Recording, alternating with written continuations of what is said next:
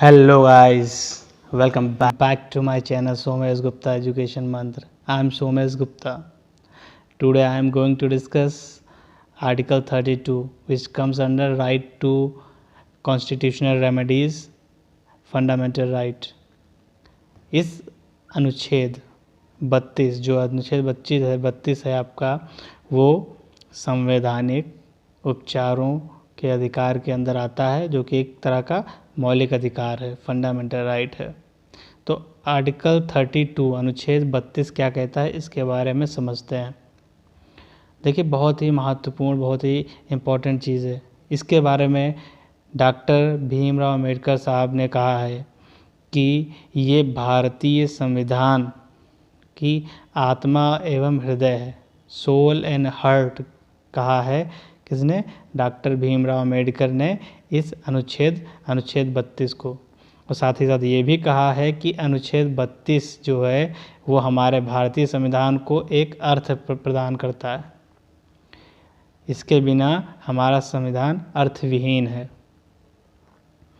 अगर किसी भी व्यक्ति के फंडामेंटल राइट का वायलेशन होता है तो अनुच्छेद 32 आर्टिकल 32 के अंतर्गत वो कि जिस भी व्यक्ति का फंडामेंटल राइट का वायलेशन होता है वो स्टेट के अगेंस्ट सुप्रीम कोर्ट में डायरेक्टली अपील करता है।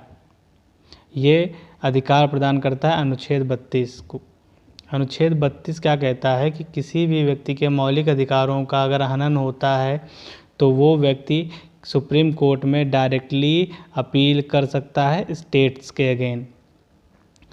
स्टेट का मतलब सरकार से होता है, कोई भी सरकार हो, राज्य सरकार हो या केंद्र सरकार हो। अगर केंद्र सरकार से रिलेटेड कोई भी अधिकारी या केंद्र सरकार का कोई भी सदस्य ने अगर किसी व्यक्ति के मौलिक अधिकारों का हनन किया है तो उसके अगेंस्ट, या राज्य सरकार के किसी भी अंतर्गत आने वाले किसी भी कर्मचारी ने किया तो उसके अगेंस्ट आप डायरेक्टली सुप्रीम कोर्ट में जा कर के अपील कर सकते हैं।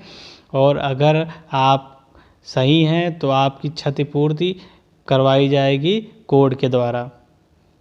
ये अधिकार अनुच्छेद 32 प्रदान करता है भारत के हर एक नागरिक को। साथ ही साथ एक चीज़ बहुत ही इम्पोर्टेंट जानने वाली है कि ये अनुच्छेद 32 जो है वो, देखिए, हमेशा याद रखने वाली बात है कि अगर किसी भी व्यक्ति के फंडामेंटल राइट का वायलेशन स्टेट करता है, मतलब राज्य करता है, या दूसरे वर्ड में कहें सरकार का कोई भी जगह ऑफिस में या सरकार से रिलेटेड कोई भी व्यक्ति करता है, तभी आप स्टेट के अगेंस्ट ही फंडामेंटल राइट के वायलेशन के लिए सुप्रीम कोर्ट में अपील कर सकते हैं।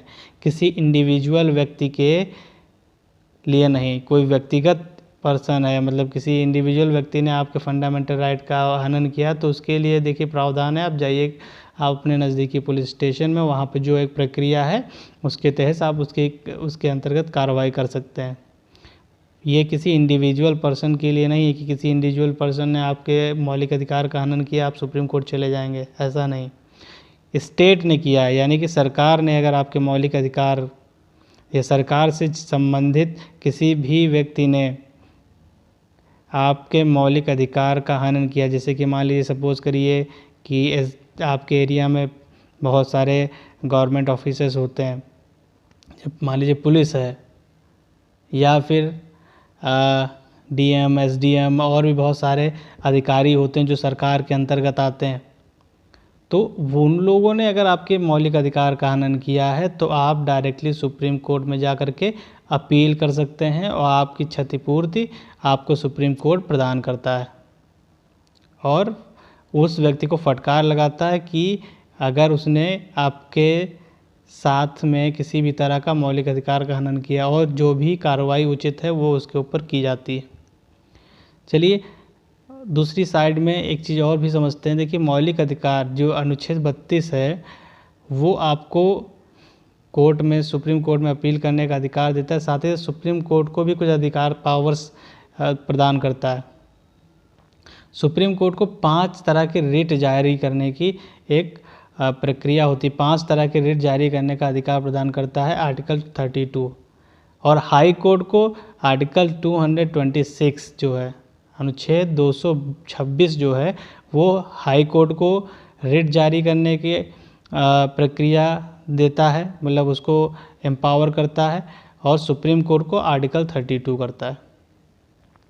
तो ये 5 तरह की रिट होती क्या हैं, इन सारी रिट के बारे में हम लोग समझेंगे वन बाय वन। देखिए पहली जो है वो क्या है, पहले तो रिट होता क्या है ये समझते हैं। देखिए रिट का मतलब होता है it is a kind of order which is issued by court.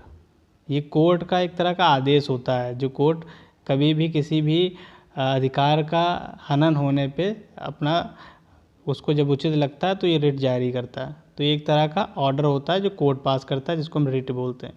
ये ब्रिटेन से लिया गया है। अंतर्गत 5 रिट आती हैं, इसके अंतर्गत 5 रिट आती हैं। तो वन बाय वन हम लोग एक एक रिट समझते हैं। रिट नंबर 1 क्या कहती है, इसको बोलते हैं हबीस कार्पस, या हिंदी में बोलते हैं बंदी प्रत्यक्षीकरण। इसका मतलब क्या है, टू प्रोड्यूस द बॉडी, शरीर को प्रस्तुत करना। सपोज करिए कि किसी भी व्यक्ति को अनलॉफुली, मतलब गैर कानूनी तरह से किसी व्यक्ति को गिरफ्तार कर लिया जाता है, तो उस कंडीशन में ये रिट जो जारी करता है, इशू करता है कोर्ट। ठीक है, अगर को सुप्रीम कोर्ट को ये लगता है कि किसी व्यक्ति को अवैध तरह से, किसी भी व्यक्ति को अवैध तरह से गिरफ्तार किया गया, हिरासत में लिया गया है, तो ये रिट जारी की जाती है और कोर्ट ऑर्डर देता है कि उस व्यक्ति को तुरंत की तुरंत रिहा किया जाए। अगर अनलॉफुली किसी भी व्यक्ति को अवैध तरह से, मतलब गलत तरीके से, उसने कोई क्राइम नहीं किया, ज़बरदस्ती उसको गिरफ्तार कर दिया गया, तो कोर्ट के पास ये अधिकार होता है कि कोर्ट ये रिट जारी करेगा सुप्रीम कोर्ट की जो भी व्यक्ति गिरफ्तार किया गया है अनलॉफुली, उसको तुरंत रिलीज़ किया जाए, हिरासत से छोड़ा जाए। ये अधिकार प्रदान करता है। ये रिट जो जारी की जाती है हैबीस कॉर्पस की जाती है, मतलब बंदी प्रत्यक्षीकरण का मतलब टू प्रोड्यूस बॉडी का मतलब है कि उस व्यक्ति को छोड़ दिया जाए। भाई जिसने, अगर उसने कोई क्राइम ही नहीं किया, उसको गैर कानूनी तरह से, तो हमेशा देखिए, तो जो गिरफ्तार करता है पुलिस गिरफ्तार करती है। पुलिस किसके अंतर्गत आती है, सरकार के अंतर्गत आती है। तो सरकार मतलब स्टेट, ठीक है। तो हम कहाँ किसके अगेंस्ट अपील कर रहे हैं सुप्रीम कोर्ट में, स्टेट के अगेंस्ट कर रहे हैं, ठीक है। किसी इंडिविजुअल व्यक्ति के लिए हम किसी भी रिट को जारी नहीं करवा सकते हैं, ठीक है। रिट जो होती है स्टेट के अगेंस्ट ही होती है, मतलब सरकार के विरुद्ध ही रिट जारी होती हैं। तो हबीस कॉर्पस का मतलब, बंदी प्रत्यक्षीकरण का मतलब ये होता है अगर किसी भी व्यक्ति को गलत तरह के अनलॉफुली गिरफ्तार किया जाता है, तब ये रिट सुप्रीम कोर्ट या हाई कोर्ट जारी करता है, जिसके अंतर्गत ये ऑर्डर देता है या आदेश देता है उस संस्था, उस ऑफिसर्स को, उस पुलिस स्टेशन को, कि भाई उसको तुरंत के तुरंत रिलीज़ किया जाए, क्योंकि ये अनलॉफुली उसको डिटेंड किया गया है, गिरफ्तार किया गया है। ये होती है रिट नंबर 1 हबीस कॉर्पस। फिर सेकंड आती है रिट नंबर 2 मैंडेमस।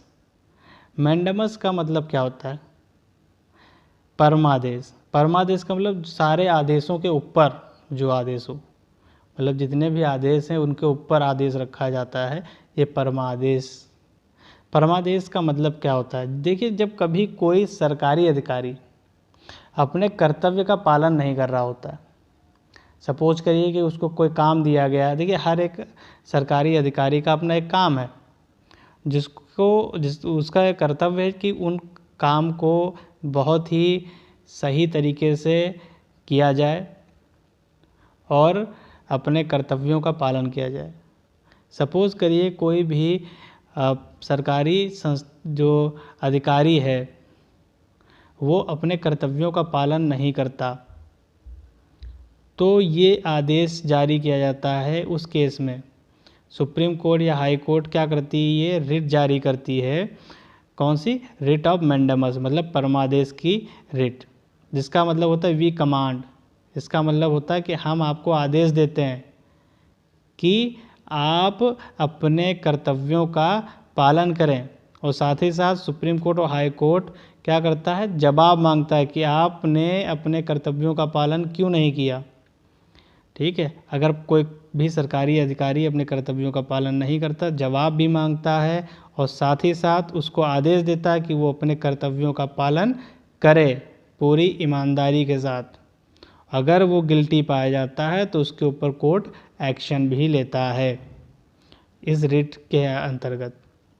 तो मुझे लगता है आपको रिट नंबर 2 समझ में आ गई होगी। रिट नंबर 2 क्या है, मैंडेमस। मैंडेमस मतलब वी कमांड, मैं आपको आदेश देता हूँ कि, ये कोर्ट आदेश देता है उस सरकारी अधिकारी को जो अपने कर्तव्यों का पालन सही तरीके से नहीं कर रहा होता, और साथ ही साथ उससे जवाब मांगता है कि उसने अपने कर्तव्यों का पालन क्यों नहीं किया। अगर उसको गिल्टी पाया जाता है तो उसको उसके अंतर्गत पनिशमेंट का प्रावधान है। फिर हम लोग देखते हैं रिट नंबर 3, थर्ड रिट क्या कहती है। तीसरे नंबर में रिट क्या है, प्रोहिबिशन। प्रोहिबिशन का मतलब प्रतिषेध, प्रतिषेध का मतलब रोक। ठीक है, तो क्या होता है, when Supreme Court feels that a court is working beyond there jurisdiction then this writ is issued by Supreme Court. अगर सुप्रीम कोर्ट को ये लगता है कि कोई भी कोर्ट, ठीक है, अधीनस्थ न्यायालय, सबऑर्डिनेट कोर्ट अपना काम कर रहा है लेकिन वो अपने जुरिस्डिक्शन से हटके कर रहा है, मतलब उनका जो क्षेत्र अधिकार है उससे बाहर जाके कोई काम कर रहा है, तो उस कंडीशन में जजमेंट आने से पहले, मतलब सुनवाई का जो लास्ट रिजल्ट आने से पहले, सुप्रीम कोर्ट जो होता है या हाई कोर्ट जो होता है उस अधीनस्थ न्यायालय, उस कोर्ट को एक रिट जारी करता है जिसका नाम होता है रिट, कौन सी, प्रोहिबिशन की रिट। इसमें क्या करता है, उसके क्षेत्राधिकार के जो बाहर जाकर के जो पूरे डिस्कशन हो रहे हैं, चीज़ें हो रही हैं, उसके लिए वो रोक लगा देता है, कहता भैया आप रुक जाइए।